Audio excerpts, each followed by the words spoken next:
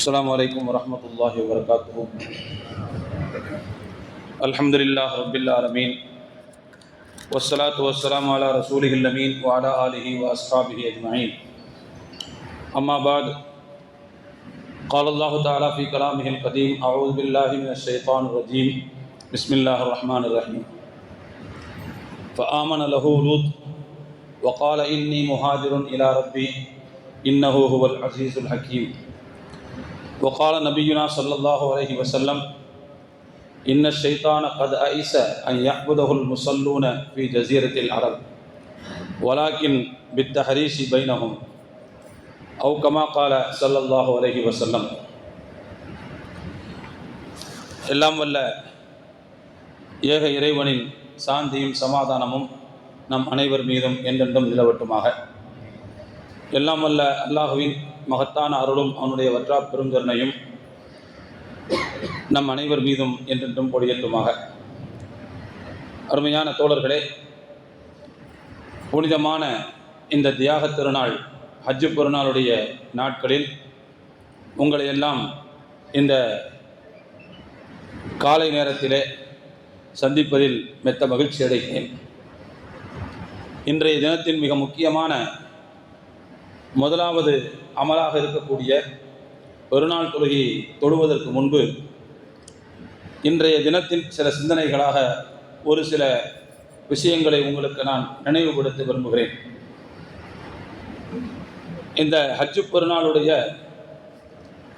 அமல்கள், ஹஜ்ஜுக்கு சென்ற ஹாஜிகளுடைய அமல்கள் ஒரு புறம், ஹஜ்ஜுக்கு செல்லாத உள்ளூரில் இருக்கக்கூடிய மற்ற முஸ்லிம்களுடைய அமல்கள், இப்படி எல்லா அமல்களையும் நாம் சற்று இந்த ஒரு வாரத்தில் கணக்கிட்டு பார்த்தோம் என்று சொன்னால் முழுக்க முழுக்க அது ஒரு குடும்பத்தினுடைய செயல்பாடுகளை அல்லாஹ் வழிபாடுகளாக ஆக்கியிருக்கிறான் என்கின்ற உண்மையை நம்மால் புரிந்து கொள்ள முடியும். அது எந்த குடும்பம்?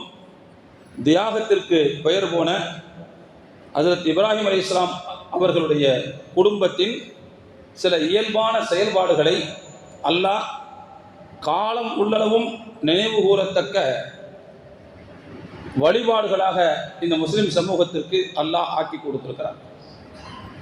அவர்களுடைய வாழ்க்கையில் நிகழ்ந்த சில விஷயங்களில் அவர்கள் எப்படி நடந்து கொண்டார்களோ அதை கடைசி காலம் வரைக்குமான மக்களுக்கு வழிபாட்டு செயல்களாக ஆக்கி வைத்திருக்கிறார்.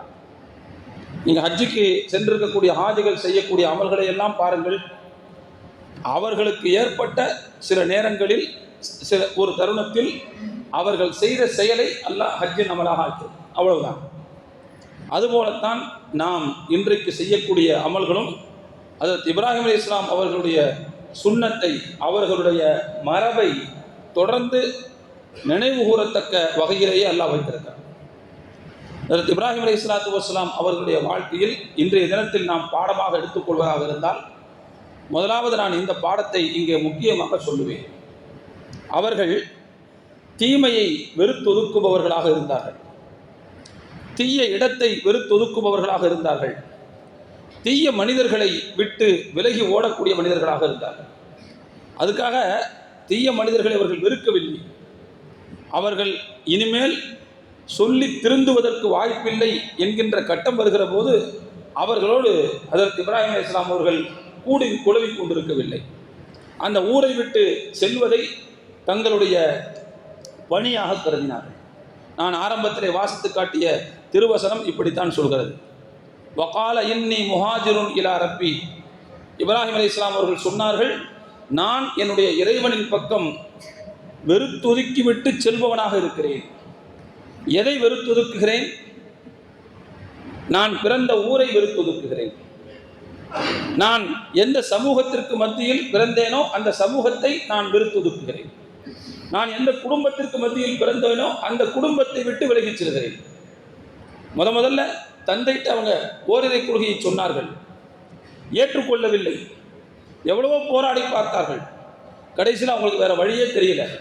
சலாமுன் அலை, உங்களுக்கு சாந்தி உண்டாகட்டும், நான் உங்களை விட்டு பிரித்து செல்கிறேன். வாழ்த்தசிலுக்கும் ஒமா ததுழுனம் இந்தூன் இல்லா, உங்களை விட்டு நான் விலகிச் செல்கிறேன். ஏன்னா அதுக்கு மேல அங்க உட்கார்ந்து ஓரிரை கொள்கையை சொல்ல முடியவில்லை. ஓரிரை கொள்கையை எடுத்து சொல்வதற்கு வேறொரு இடத்தை அவர்கள் தேர்ந்தெடுக்க வேண்டிய நிலைக்கு வந்தார்கள். எப்படி நபி முகமது ஸல்லல்லாஹு அலைஹி வஸல்லம் அவர்கள் தங்களுடைய 40வது வயதிலிருந்து 13 ஆண்டு காலம் மக்காவில் ஏகத்துவ கொள்கையை சொல்லிக் கொண்டிருந்தார்களோ, ஒரு கட்டத்தில் அங்கே வாய்ப்பில்லை என்கின்ற நிலை வந்தபோது எப்படி அந்த மக்காவை விட்டு விலகி மதீனாவிற்கு சென்றார்களோ, அதுபோல இப்ராஹிம் அலைஹிஸ்ஸலாம் அவர்கள் தங்களுடைய பிறந்த ஊரான உர் என்கின்ற அந்த ஈராக் பகுதியை விட்டுவிட்டு சிரியாவுக்கு சென்றார்கள். அதைத்தான் அல்லாஹ் சொல்றான், என்னுடைய இறைவனின் பக்கம் நான் வெறுத்துதுக்கி விட்டு செல்கிறேன் என்று சொல்றார். அருமையான தோழர்களே, நமக்கு இது ஒரு மிக முக்கியமான ஒரு பாடத்தை இங்கே சொல்லித்தரப்பட்டிருக்கிறது. என்ன அப்படின்னா, அவர்கள் குடும்பத்தை விட்டு விலகினார்கள். எந்த சமூகத்திற்கு மத்தியில் பிறந்தார்களோ அதை விட்டு விலகினார்கள். அங்குள்ள சூழ்நிலைகளை விட்டு விலகினார்கள். ஆனால் அல்லாஹ் அந்த மனிதரை தனி மனிதராக ஆக்கவில்லை, ஒண்டி மனிதராக ஆக்கவில்லை, ஒற்றை மனிதராக ஆக்கவில்லை. அல்லாஹ் அவருக்கு மிகப்பெரிய ஒரு வாரிசு சங்கிலி தொடரை கொடுத்தான். எப்படிப்பட்ட சங்கிலி தொடர் தெரியுமா? அது அந்த சங்கிலி தொடரில் தான், அந்த மரபில் தான் நபிமார்களே பிறந்தார்கள். நிறைய நபிமார்கள் பிறந்தார்கள். நமக்கெல்லாம் தெரியும், இப்ராஹிம் அலைஹிஸ்ஸலாம், அவருடைய மகன் இஸ்ஹாக் அலைஹிஸ்ஸலாம், அவர்களுடைய மகன் யாக்கூப் அலைஹிஸ்ஸலாம், அவர்களுடைய மகன் யூசுப் அலைஹிஸ்ஸலாம். யூசுப் அலைஹிஸ்ஸலாம் அவர்களுடன் பிறந்த 12 பேரும் நபிமார்கள் என்று வருகிறது. அப்போ மூசா அலைஹிஸ்ஸலாம்லாம் அந்த அந்த நீட்சியாகத்தான் வருகிறார்கள். அப்ப இஸ்ரவேலர்களின் அத்துணை நபிமார்களும் ஹஜ்ரத் இப்ராஹிம் அலைஹிஸ்ஸலாத்து வஸலாமுடைய வழித்தோன்றர்களாக வந்தவர்கள். ஒரு கட்டத்தில் தந்தையை விட்டு விலகுகிறார்கள், உறவுகளை விட்டு விலகுகிறார்கள், ஊரை விட்டு விலகுகிறார்கள். ஆனால் அல்லாஹ் ஒரு மிகப்பெரிய சமூகத்தை தொடர்ச்சியாக சங்கிலி தொடராக வந்த ஒரு நபிமார்களுடைய குடும்பத்தை அவருக்கு கொடுத்து அல்லாஹ் அவரை கண்ணியப்படுத்தினார். குர்ஆன்ல அல்லாஹ் அதைத்தான் சொல்றான். அவர் எப்பொழுது தனக்கான எல்லாவற்றையும் விட்டு ஒதுங்கினார்களோ, விலகினார்களோ, அப்போது ஃபலம்மா தஸலஹும் வமா யஅபுதூன மின் தூனில்லாஹ் வஹப்னா லஹு இஸ்ஹாக வ யாக்கூப். அல்லாஹ் சொன்னான், நாம் இஸ்ஹாக்கையும் யாக்கூபையும் கொடுத்தோம் என்று சொல்றோம். இஸ்ஹாக் யாக்கூப்னா 2 பேரும் அர்த்தம் கிடையாது. அவங்கள இருந்து ஒரு நபிமார் பரம்பரையே கொடுத்தான் என்பதுதான் அதனுடைய பொருள். அப்போ அருமையான தோழர்களே, ஒரு விஷயம் அல்லாஹ்வுக்கு பாவம் செய்கின்ற ஒரு விஷயம், தீமையான ஒன்று, அதை வெறுத்து ஒதுக்குகிற போது அதை விட மேலான ஒன்றை அல்லாஹ் தஆலா நமக்கு தருகிறான் என்பதற்கு ஹஜ்ரத் இப்ராஹிம் அலைஹிஸ்ஸலாம் அவருடைய இந்த வரலாறு நமக்கு மிகப்பெரிய பாடமாக இருந்து கொண்டிருக்கிறது. ஒன்று.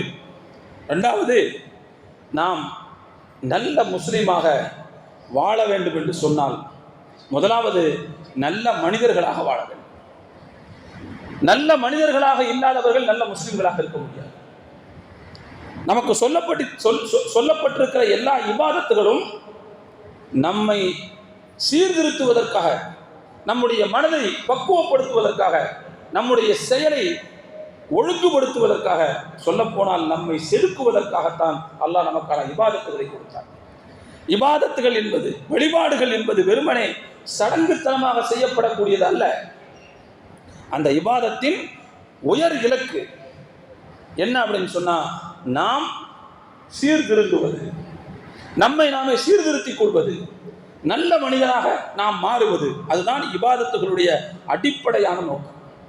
அருமையான தோழர்களே, நபி ஸல்லல்லாஹு அலைஹி வஸல்லம் சொன்னார்கள், அல் முஸ்லிமு மன் சலிமல் முஸ்லிமூன பில் லிசானிஹி வ யதிஹி. ஒரு நல்ல முஸ்லிம் யார்? ரசூலுல்லாஹ் சொன்னாங்க, யாருடைய நாவாலும் யாருடைய கரத்தாலும் சக முஸ்லிம்களுக்கு தொல்லை ஏற்படாதோ அவர்தான் என்று சொன்னார். முஹாஜிர் யார்? ஹிஜ்ரத் போனவர் யார்? ரசூலுல்லாஹ் சொன்னாங்க, யார் அல்லாஹ் தடுத்தவற்றை வெறுத்துதுக்குகிறார்களோ அவர்கள் தான் உண்மையான முஹாஜிர் என்று சொன்னார். அப்போ இந்த இடத்துல நாம் என்ன கவனிக்கணும்னு சொன்னா, தோழர்களே, சக முஸ்லிம்களுக்கு, சக மனிதர்களுக்கு நம்முடைய கரத்தாலும் நம்முடைய நாவாலும் தொல்லை கொடுக்காமல் நாம் வாழுகிற போதுதான் முஸ்லீம். முஸ்லிம் என்றால் ரசூலுல்லாஹ் என்ன செய்றாங்கன்னா, இஸ்லாத்தை துன்யாவோடு முடிச்சு போடுகிறார்கள். தீனுக்கும் துன்யாவுக்கும் ரசூலுல்லாஹ் முடிச்சு போடுறாங்க. வெறுமனே 5 வேளை தொழுபவர், வெள்ளிக்கிழமை தொழுபவர், தாடி வைத்திருப்பவர், தொப்பி வைத்திருப்பவர் அல்ல. அதெல்லாம் வெளிப்புற அடையாளங்கள், வெளிப்புற அடையாளங்கள். உண்மையான முஸ்லிம் யார்? ரசூலுல்லாஹ் சொல்றாங்க, அவருடைய கையாலும் நாவாலும் சகோதர மனிதர்களுக்கு, சகோதர முஸ்லிம்களுக்கு எந்த தொல்லையும் ஏற்படக்கூடாது, எந்த தொந்தரவும் ஏற்படக்கூடாது. அவர் தான் சரியான முஸ்லிம் என்று இஸ்லாம் சொல்கிறார். ஆக பிற மனிதர்களுக்கு தொல்லை தராதவர், பிற மனிதர்களின் அமைதிக்கு ஊறு விளைவை வைக்காதவர் எவரோ அவர்தான் உண்மையான முஸ்லிம். நபி ஸல்லல்லாஹு அலைஹி வஸல்லம் அவர்கள் இஸ்லாத்தை துன்யாவோடு முடிச்சு போகிறார்கள். இஸ்லாம் சொல்லக்கூடிய எல்லா இபாதத்துகளையும் நம்ம இதை பார்க்கலாம். நோன்பு என்பது இறைவனுக்கு என்று சொன்னால் அந்த நோன்பு அல்லாஹ்விடத்தில் சரியாக ஒப்புக்கொள்ளப்பட வேண்டுமா? சதக்கத்துல் ஃபித்ர் கொடுங்கிறாங்க, காசை கொடுங்க, சாப்பாடு பள்ளியை கொடுங்கிறாங்க. அதே போல் ஹஜ்ஜு பெருநாள் தொழுகை அல்லாஹ்விடத்தில் ஒப்புக்கொள்ளப்பட வேண்டுமா? குர்பானியை கொடுங்கிறாங்க. அப்போ இபாதத்தை உலகியல் அம்சங்களோடு சேர்த்து பெருமானார் ஸல்லல்லாஹு அலைஹி வஸல்லம் அவர்கள் முடிச்சு கொடுக்கிறார்கள். அப்படின்னா தீன் வேறு துன்யா வேறு அல்ல, ரெண்டும் ஒன்று. தீனுடைய செயல்கள் நம்முடைய துன்யாவை ஒழுங்குபடுத்த வேண்டும், நம்முடைய செயல்களை ஒழுங்குபடுத்த வேண்டும். அவர்தான் உண்மையான முஸ்லீம். அதனால தான் நான் ஆரம்பத்தில் சொல்றேன் தோழர்களே, நல்ல மனிதராக இல்லாதவர் நல்ல முஸ்லீமாக இருக்க முடியும். நாம நல்ல முஸ்லீமாக இருக்கணும்னா முதல்ல நாம நல்ல மனிதர்களாக இருக்க வேண்டும். அடுத்து நான் எப்போதும் நினைவுபடுத்துவதைப் போல இன்னொரு முக்கியமான விஷயம் என்னன்னு சொன்னா, அல்லாஹ் இன்றைக்கு நல்ல துணிமணிகளை உடுத்தி நம்முடைய புற அழகை அல்லாஹ் அலங்காரமாக ஆக்கியிருக்கிறான். புற அழகை அலங்காரமாக ஆக்கியிருக்கிறான். புற அழகு எப்படி முக்கியமோ அதுபோல அகத்தின் அழகு அதைவிட முக்கியம். அகம் எப்படி அழகாக இருக்கும் என்றால் அகத்தில் பொறாமை இருக்கக்கூடாது, வன்மம் இருக்கக்கூடாது, பகைமை இருக்கக்கூடாது, காழ்ப்புணர்ச்சி இருக்கக்கூடாது, வன்மம் இருக்கக்கூடாது. சொல்ல போனால் அடுத்தவர்கள் மீதான மனம் புழுங்குகிற எதுவும் நம்முடைய இதயத்தில் இல்லாமல் இருப்பதற்கு பெயர்தான் அகம் தூய்மையாக இருக்கிறது என்று கூறுவோம். அப்படிப்பட்ட தூய அம்சத்தை இறைவன் எதிர்பார்க்கிறார். அருமையான தோழர்களே, குர்பானி என்கின்ற அமலின் மூலமாக அல்லாஹ்வுடைய லட்சியம் என்னன்னு சொன்னா இந்த சமூகத்தை இறையச்சம் உள்ளவர்களாக மாற்றுவதுதான். وَمَنْ يُعَظِّمْ شَعَائِرَ اللَّهِ فَإِنَّهَا مِنْ تَقْوَى الْقُلُوبِ. அல்லாஹ் சொல்றார், யார் அல்லாஹ்வின் அடையாள சின்னங்களை, அதாவது குர்பானி பிராணிகளை மகத்துவப்படுத்துகிறார்களோ அது அவர்களுடைய உள்ளம் இறைவனை அஞ்சுகிறது என்பதனுடைய வெளிப்பாடு என்று அல்லாஹ் குர்ஆனில் சுட்டிக்காட்டுகிறார். அப்போ குர்பானி என்கின்ற அமலின் நோக்கமும் இறையச்சம் தான். ஒரு மனிதனுக்கு இந்த உலகத்தில் கிடைக்கக்கூடிய ஆகப்பெரிய செல்வம் என்பது இறையச்சம் என்பதை மறந்துவிடக்கூடாது. அதற்கு பிறகுதான் மற்ற எல்லா செல்வங்களும். எனவே அருமையான தோழர்களே, நம்முடைய புறத்தை எப்படி அழகாக ஆக்கியிருக்கிறோம் அதுபோல நம்முடைய இதயத்தை, அகத்தை அழகாக ஆக்குவதையும் அல்லாஹ் இங்கே விரும்புகிறான். யார் மீதும் நமக்கு கோபம் இருக்கக்கூடாது, யார் மீதும் நமக்கு பகைமை இருக்கக்கூடாது. ஒன்றுபட்ட சமூகமாக வாழுவது என்பது இறைவன் நம்மிடத்தில் எதிர்பார்க்கக்கூடிய மிக முக்கியமான அம்சம். நபி ஸல்லல்லாஹு அலைஹி வஸல்லம் ஹதீஸ்ல சொன்னாங்க, அதுவும் எப்போ சொன்னாங்க தெரியுமா? தங்களுடைய இறுதி பேருரையிலே சொன்னார்கள். 10வது வருஷம் அவங்க ஹஜ்ஜி செய்யும் போது அரஃபா மைதானத்தில் வச்சு, அதே மாதிரி அரஃபாவை சுற்றிய பல்வேறு பகுதிகளில் வச்சு ரசூலுல்லாஹ் ஆற்றிய அந்த இறுதி உரையில் அவர்கள் சொன்ன செய்தியில் ஒன்று, இன்ன ஷைத்தான கத் அஇஸ அன் யஅபுதஹுல் முஸல்லூன ஃபீ ஜஸீரத்தில் அரப். அரபு தீபகற்பத்தில் தனக்கு வழிபாடு நடக்கும் என்கின்ற நம்பிக்கையை ஷைத்தான் இழந்து விட்டான். இனிமே அரபு மண்ணில் ஷைத்தானுக்கு எந்த வழிபாடும் நடக்காது. ஷைத்தான் நம்பிக்கை இழந்து விட்டான். ஆனால் அவனுடைய முயற்சி தொடர்ந்து கொண்டே இருக்கும். ரசூலுல்லாஹ் சொன்னாங்க, அவனுடைய முயற்சி தொடர்ந்து கொண்டே இருக்கும். அவன் என்ன செய்வான்? ரசூலுல்லாஹ் சொன்னாங்க, வலாக்கின் பித்தஹரீஷி பைனஹும், அந்த மக்களுக்கு மத்தியில் தூண்டி விடுவதன் மூலமாக அவன் முயற்சித்துக் கொண்டே இருப்பான். ஒருவருக்கு எதிராக இன்னொருவரை தூண்டி விடுவான், ஒருவர் மீது இன்னொருவரை பாய வைப்பான். அப்படிப்பட்ட ஒற்றுமையின்மையை ஏற்படுத்துவதன் மூலம் ஷைத்தான் முஸ்லிம்களுக்கு இடையில் முயற்சி செய்து கொண்டே இருப்பான். பெருமானார் ஸல்லல்லாஹு அலைஹி வஸல்லம் சொன்ன சொல் சர்க்கரை அள்ளி போன்ற ரசூலுடைய வாயில். எவ்வளவு உண்மையான வார்த்தை அது! இன்றைக்கு நமக்கு எதிரி யார்? நமக்கு எதிரி யார்? யாருமல்ல, நாம் தான். நம்முடைய பல்லே சில நேரங்கள் நம்முடைய நாக்கை கடித்து விடுகிறது அல்லவா? பார்க்கிறோம்ல. இன்றைக்கு அதுதான் நடந்து கொண்டிருக்கிறது. முஸ்லிம் சமூகம் தமிழ்நாட்டில் ஓரளவுக்கு நிம்மதியாக ஓரளவுக்கு இருந்து கொண்டிருந்தோம். அதிலேயும் இப்போது பிரச்சனை வந்துவிட்டதோ என்கின்ற அச்சம் நமக்கு வருகிறது. ரமையான தோழர்களே, நான் அரசியல் பேசவில்லை, யதார்த்தத்தை சொல்கிறேன். கோடி கைகள் இணைந்தால்தான் நம்முடைய கோரிக்கைகள் நிறைவேறும் என்கின்ற ஒரு நிலை தலைவிதியாகி போய்விட்ட இந்த நாட்டில் முஸ்லிம் சமூகம் அங்கங்கே தொங்கிக் கொண்டிருந்தால், அங்கங்கே பிஞ்சு பிஞ்சு தொங்கிக்கிட்டு இருந்தால், அங்கங்கே குழு குழுவாக இருந்து கொண்டிருந்தால், தனித்தனி தீவுகளாக இருந்து கொண்டிருந்தால் எதையுமே சாதிக்க முடியாது. இன்னும் சொல்ல போனா நம்முடைய பாதுகாப்பை கூட நம்மால் உறுதிப்படுத்திக் கொள்ள முடியாது. தயவு செய்து மேலிடத்திலிருந்து கீழிடம் வரை, தலைவர்களுடைய மட்டத்திலிருந்து கடைசி மனிதர்களுடைய மட்டம் வரை அனைவரும் உணர்ந்து கொள்ள வேண்டிய மிக முக்கியமான விஷயம், மிக முக்கியமான விஷயம் ஈகோ. இன்றைக்கு நாம் அறுக்கக்கூடிய குர்பானியோடு சேர்த்து நம்முடைய ஈகோக்களை அறுக்க வேண்டும், நம்முடைய பகைமையை அறுக்க வேண்டும். ஒருவருக்கொருவர் விட்டுக் கொடுக்கக்கூடிய, ஒருவருக்கொருவர் அனுசரித்து நடக்கக்கூடிய அந்த அம்சம் தொடர்ந்து இங்கே கடைபிடிக்கப்பட வேண்டும். அதைத்தான் அல்லாஹ் தஆலா எதிர்பார்க்கிறான். குறிப்பாக இது போன்ற நல்ல நாட்களின் மூலமாக அப்படிப்பட்ட நல்ல விஷயங்கள் மீட்டெடுக்கப்பட வேண்டும் என்று அல்லாஹ் விரும்புகிறான். அருமையான தோழர்களே, எனவே நாம் இன்றைக்கு குர்பானியை அறுக்கிறோம், அதோடு சேர்த்து நமக்கிடையிலான பகைமையை அறுக்க வேண்டும், வன்மத்தை அறுக்க வேண்டும்.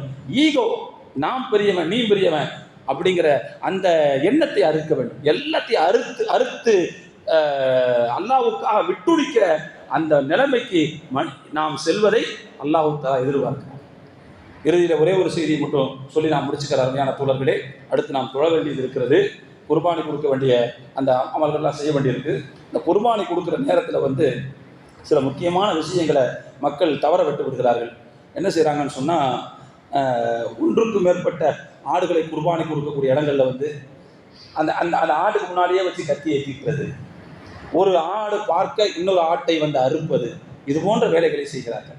அதெல்லாம் செய்யக்கூடாது. ரசூலுல்லாஹ் கேட்குறாங்க, ஒரு ஆட்டை பக்கத்தில் நிப்பாட்டி வச்சுக்கிட்டு ஒருத்தர் தீடிக்கிட்டு இருந்தார். ரசூலுல்லாஹ் சொன்னாங்க, அந்த ஆட்டை 2வது தடவை நீ சாவடிக்க பார்க்குறியா அப்படிங்க, 2வது தடவை சாவடிக்க போறியாங்கிறாங்க. அப்படின்னா என்ன அர்த்தம்? அது பார்க்கும்போதே ஒரு தடவை செத்து போயிருக்குது, இப்போ 2வது தடவை நீ அறுக்க போறியான்னு கேட்குறாங்க ரசூல். அப்போ இந்த மாதிரியான ஒழுங்குகளை தயவு செய்து பேண வேண்டிய ஒரு சூழ்நிலை இருக்கிறது. அதே போல் ஆட்டை நாம் மேற்கு பக்கமாக அதனுடைய முகம் இருப்பதைப் போல அதனுடைய இடப்பக்கத்தில் சாய்த்து போட்டுவிட்டு வஜ்ஜகத்து வஜ்ஜியில் உள்ளதை முடிந்தால் ஓதிக்கொண்டு, அதற்கு பிறகு ஆதா லக்க ஒ இலைக்க, ஆதா மின்க ஒ இலைக்க தகப்பல்ஹா மின்னி, இறைவா இது உன்னிடத்திலிருந்து எனக்கு கிடைத்தது, உன் பக்கமே இதை நான் அனுப்பி வைக்கிறேன், என்னிடத்திலிருந்து இதை ஏற்றுக்கொள், இப்ராஹிம் அலைஹிஸ்ஸலாம் அவர்களிடத்திலிருந்து ஏற்றுக்கொண்டதை போல என்று சொல்லி அறுக்க வேண்டும். அறுத்து முடித்ததுக்கு பிறகு அருமையான தோழர்களே, கண்டிப்பாக கசாய் வேலை பார்க்குறவங்களுக்கு பல இடத்துல வேலை இருக்கும். வந்தவுடனே ஏதாவது சீக்கிரமாக முடிச்சுட்டு போகணுன்னு பார்ப்பார். கொஞ்சம் அவரை பொறுமையாக இருக்க சொல்லுங்கள். அவர் கூட வேணால் கொஞ்சம் காசை கொடுங்க. என்ன செய்வாங்கன்னா, அறுத்து முடித்ததுக்கு பிறகு அதனுடைய உயிர் பிரியறதுக்கு முன்னால் கழுத்தை ஒடிப்பாங்க, காலை ஒடிப்பாங்க. இதெல்லாம் செய்ய வேணான்னு சொல்லுவேன். இதெல்லாம் செய்யக்கூடாது. துடிச்சிக்கிட்டு இருக்கும்போதே காலை வெட்டுவாங்க, பார்த்துருக்கீங்களா? காலை மட்டும் தனியாக துண்டிச்சு போடுவாங்க. உயிரோடு இருக்கும்போது எது வெட்டி எடுக்கப்படுகிறதோ அது செத்த பணத்துக்கு சமம்னு ஹதீஸ்ல இருக்கு. அது செத்து போனதில் சாப்பிடக்கூடாது. அரபுகள் என்ன செய்வாங்களாம்னா, ஒட்டகத்தில் அழகான பகுதி, அதாவது பிடிச்சமான பகுதியை சாப்பிடணும்னு ஆசை, ஆனால் அதே நேரத்தில் ஒட்டகம் செத்து போகக்கூடாது. என்ன செய்வாங்கன்னா, உயிரோடு வெட்டி எடுத்துருவாங்க இந்த பகுதியை. அதுக்கு பிறகு அது வளர்ந்துரும்ல, திரும்ப ஒரு தடவை சாப்பிட்டுக்கிறது.